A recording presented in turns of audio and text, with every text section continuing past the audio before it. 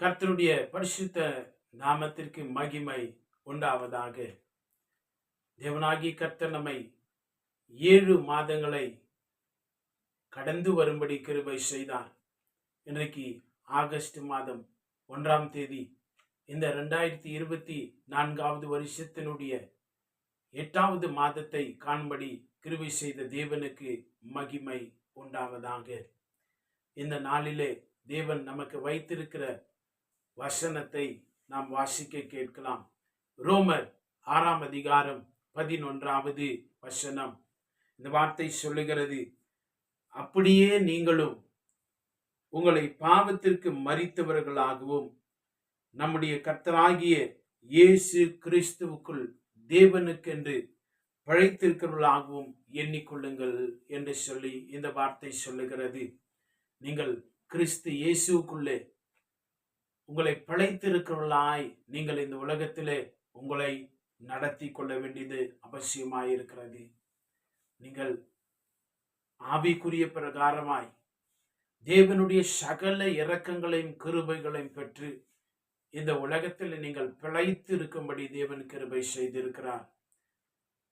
above all your circumstances, above all your bad situations, உங்க சூழ்நிலைமை, உங்களுடைய சொல்ல முடியாத இக்கட்டு நிலைமைகளிலும் அவைகளுக்கு மேலாய் நிற்கும்படி கர்த்தர் உனக்கு கிருபை செய்திருக்கிறார். நீங்க மிலிட்ரியில உங்களுடைய நண்பர்கள் யாராவது இருப்பார்கள் என்று சொன்னால் நீங்க கேள்விப்பட்டிருக்கலாம். அதில் பலவிதமான பதவிகள் இருக்கிறது.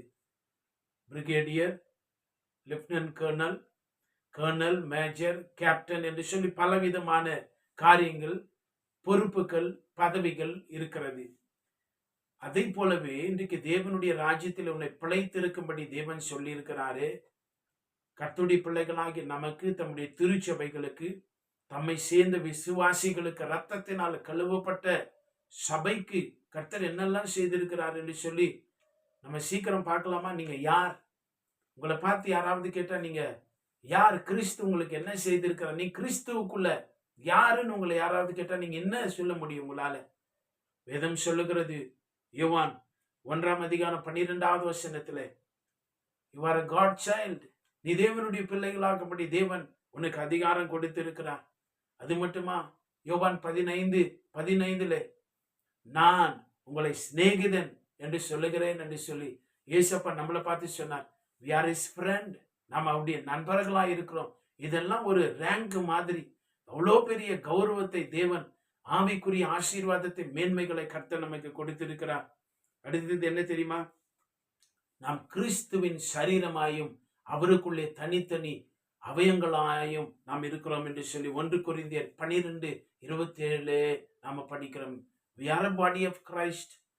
ஆனா நமக்கு எல்லாமே we are members in that Christ body. நம்ம எல்லாம் அவ்வளவு பொறுப்புகளை தேவன் நமக்கு கொடுத்திருக்கிறார்.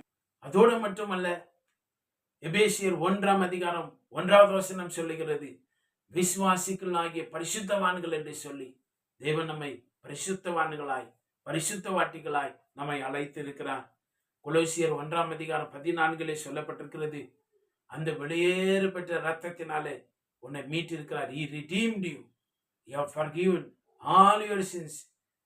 எவ்வளவு ஆசீர்வாதம்! நம்மள தேவன் தம்முடைய இரத்தத்தினாலே மீட்டு கொண்டிருக்கிறார் என்று சொன்னால் பாவங்கள் எல்லாவற்றையும் மன்னித்திருக்கிறாரே. கர்த்தருடைய நாமத்துக்கு மகிமை உண்டாவதாக. கொலோசியர் 2ஆம் அதிகாரம் 10வது வசனம் சொல்லுகிறது, you are perfect in Christ, நீங்கள் கிறிஸ்துக்குள்ளே பரிபூர்ணமாய் இருக்கிறீர்கள் என்று சொல்லி நம்மிலே குறைவில்லை.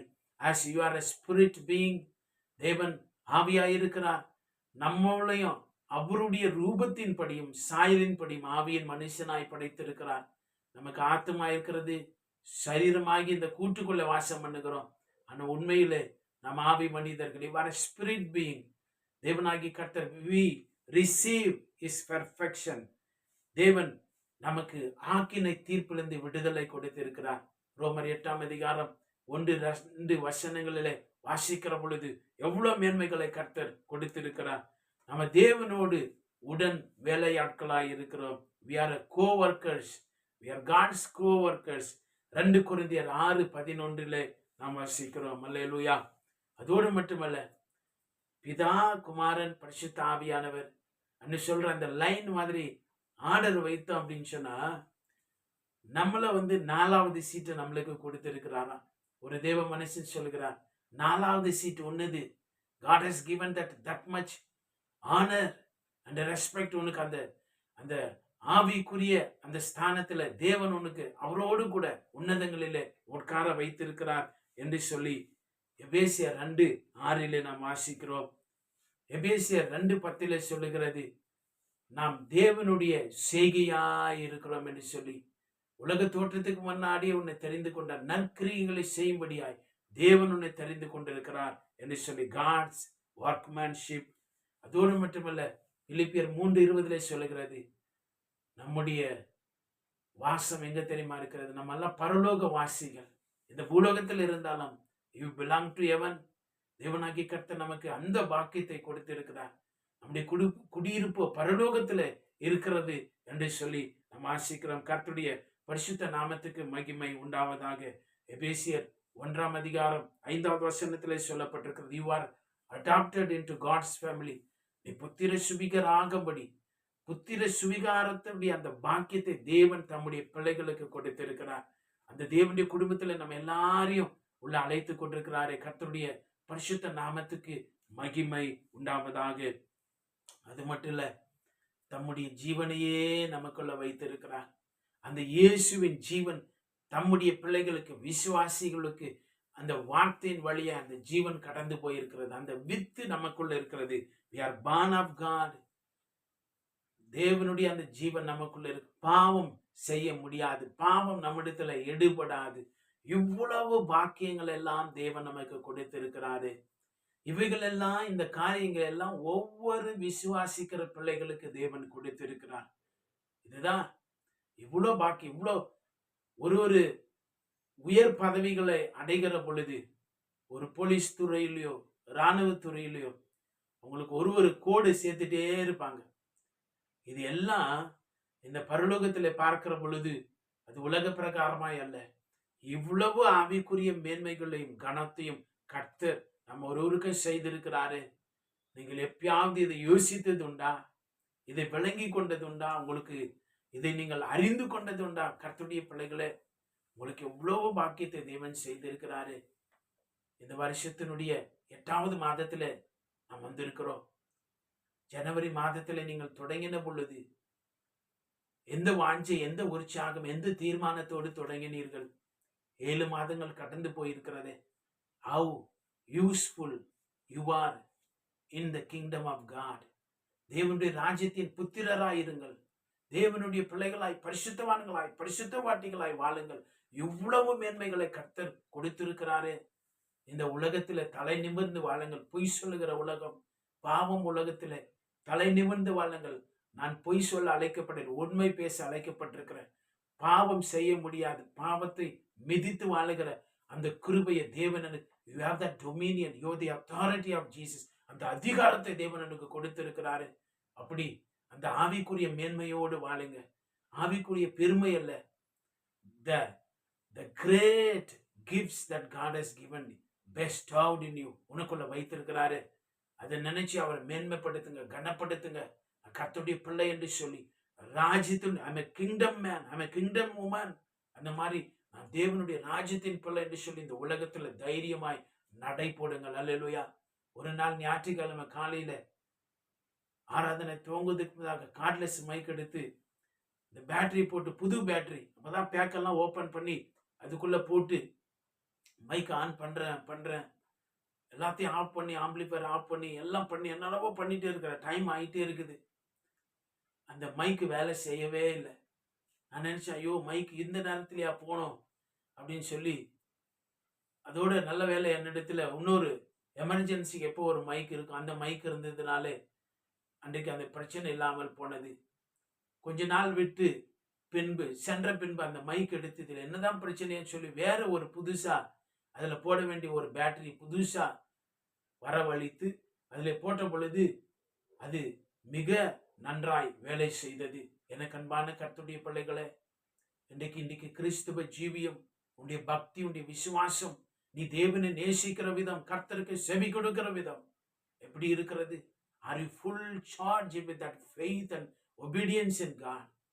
தேவனை விசுவாசிக்கிறதிலும் கீழ்ப்படிக்கிறதிலும் நீங்கள் உண்மையும் உத்தமமாய் நீங்கள் இருக்கிறீர்களா? அல்லது இந்த பேட்டரிஸ் எல்லாம் சார்ஜ் குறைஞ்சிடுச்சுன்னா பயன்படாது.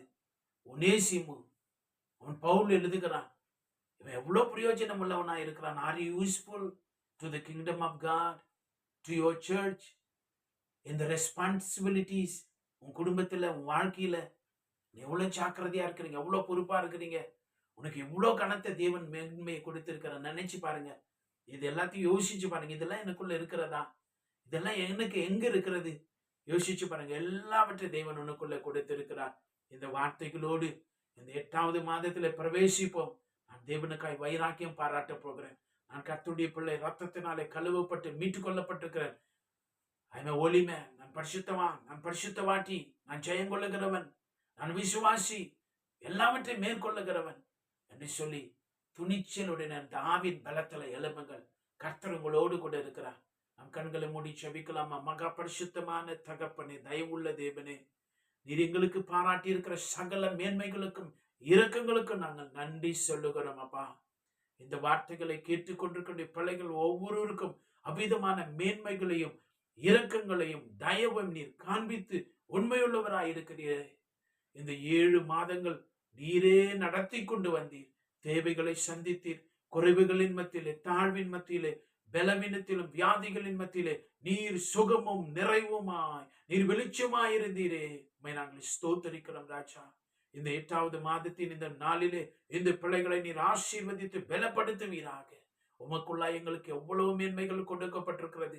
காருண்ய கிருபைகளை எங்கள் மேல ஊற்றி இருக்கிறீரே, எமக்கு ஸ்தோத்திரம். அவைகள் நாங்கள் உணர்ந்து மிக ஜாக்கிரதையுடனே செயல்பட கிருபை செய்யும். ஒவ்வொரு பிள்ளைகளும் நீர் ஆசீர்வதிய ராஜா. எல்லா கனத்தையும் மகிமையும் உமக்கே நாங்கள் ஏறெடுக்கிறோம். இயேசு கிறிஸ்துவின் நாமத்தில் ஜெபிக்கிறோம் பிதாவே. ஆமென், ஆமென். God bless you.